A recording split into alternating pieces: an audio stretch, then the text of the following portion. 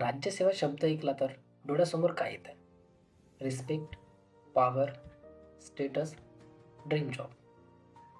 पण या एका शब्दामागे किती स्ट्रगल, किती प्रेशर आणि किती कन्फ्युजन असते हे फार कमी लोक बोलतात. तर आज आपण बोलणार आहोत राज्यसेवा एक्झामच्या खरी रियालिटीबद्दल. तिला सगळं काही खूप एक्साइटिंग वाटायला लागतं. New books, new notes, new motivation. सुरुवातीला खूप जोश पण असतो की यावर्षी एक्झाम तर नक्की पास होणार. पण काही आठवड्यानंतर जोश थंड. सिलेबस खूप मोठा वाटायला लागतो. सिलेबस संपत नाही, नोट्स रिव्हिजन होत नाही. याच्याने आत्मविश्वास डळमळतो आणि मनात एक प्रश्न नेहमी झुंजावतो, खरंच मी करू शकतो का? राज्यसेवामध्ये स्टुडंट मेहनत कमी करत नाही, पण सेम चुका रिपीटेड करतात. Mistake number 1, blind study. फक्त वाचत राहा. No plan, no direction. Result काय येतं? हार्डवर्क पण रॉंग ट्रॅक. दुसरी मिस्टेक म्हणजे notes addiction. PDF, books, material, Telegram याच्याने फक्त कलेक्शन वाढतं, पण प्रिपरेशन समोर सरकत नाही. नोट्स जमा करणे म्हणजे अभ्यास नाही. मिस्टेक नंबर 3, रिव्हिजनला इग्नोर करणे. ब्रेन एकदा वाचलेला आठवून ठेवू शकत नाही.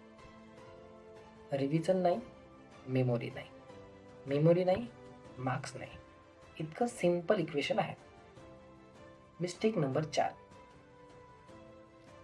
मॉक टेस्ट न देणे. सर्वांना भीती वाटते की अभ्यास नाही झालाय तर मॉक टेस्ट कशाला द्यायचं.